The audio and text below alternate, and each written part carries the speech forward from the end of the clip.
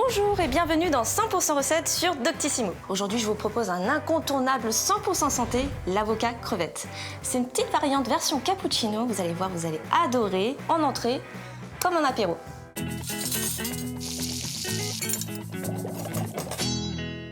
Pour cette recette, il nous faudra des crevettes, des tomates confites, de l'huile d'olive, du citron vert, du piment d'Espelette et du gros sel.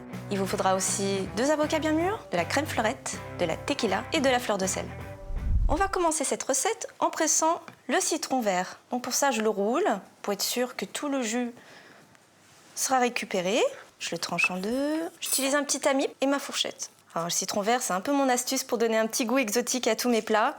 Je l'utilise en sucré, en salé, pour une vinaigrette ou même dans certains cocktails. Une fois le jus récupéré, je mets ça de côté et je vais m'occuper des tomates confites. Les tomates confites, vous pouvez les faire vous-même. Il suffit de prendre une tomate, on la passe au four à 80 degrés, bien arrosée d'huile d'olive et on oublie pendant 2 heures. Ensuite, mes petites crevettes, je les dépiote, on retire la tête, fastoche, hein. On enlève les petites patouilles, elles sont mortes, elles craignent rien. Si vous n'aimez pas les crevettes, si vous êtes allergique, ce n'est pas grave, vous utilisez du saumon fumé ou du thon en miettes. Le tout, c'est de rester dans le côté un peu iodé. Quand j'ai fini de dépioter mes petites crevettes, je vais les couper grossièrement, des petits cubes. On passe à l'assaisonnement des crevettes. Donc je mets la moitié de mon jus de citron vert, l'huile d'olive, c'est pas gourmand ça, et j'assaisonne avec un peu de fleur de sel. Et on touille. On va pouvoir mettre ça en frais en attendant pour continuer la recette, histoire que ça marine. Ok.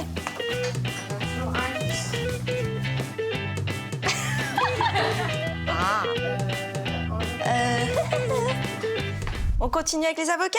Alors, comment choisir un bon avocat? Chacun sa technique. Moi, la mienne, c'est de presser, mais très gentiment l'avocat. Faut pas l'agresser, faut pas l'écraser.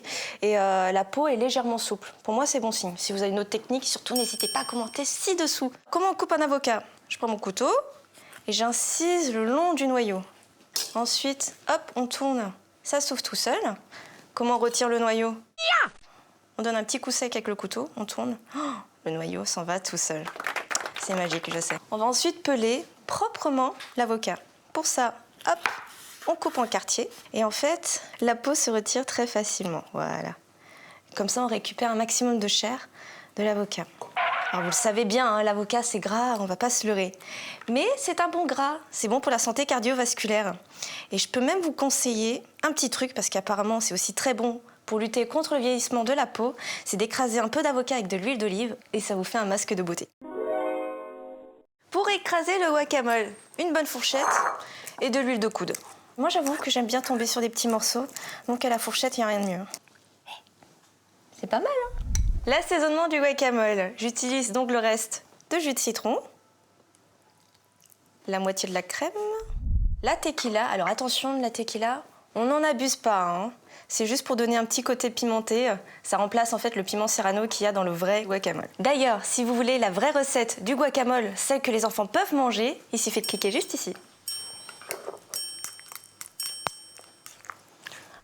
Passe maintenant à la crème fouettée. Pour ça, on n'hésite surtout pas de mettre son cul de poule et le fouet de son batteur en amont dans le frigo. Et aussi la crème fraîche, il faut qu'elle soit bien froide. Je mets tout simplement tout dans mon robot et on l'actionne.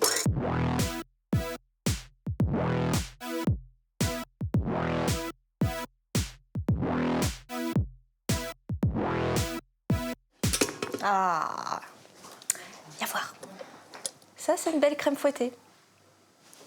J'ai juste repassé un petit coup de batteur avec du gros sel pour assaisonner très légèrement ma crème fouettée. On va pouvoir commencer le dressage. Alors, comme vous voyez, j'ai mis le guacamole et la crème fouettée dans des poches à douille. Ça me permet de ne pas en mettre partout, mais vous pouvez utiliser une petite fourchette, une petite cuillère, il n'y a pas de problème. On commence par mettre une couche de guacamole au fond d'une verrine.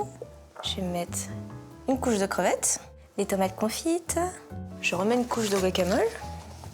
Et on termine par la crème fouettée salée. Un peu de piment d'Espelette. Cette recette est terminée. Si vous avez d'autres variantes, surtout n'hésitez pas à commenter et me dire vos préférences. Comment ça, vous n'êtes pas encore abonné pour recevoir mes recettes chaque mercredi? Vous êtes punis. Du coup, je ramène ça à l'équipe. Et voilà. Ok.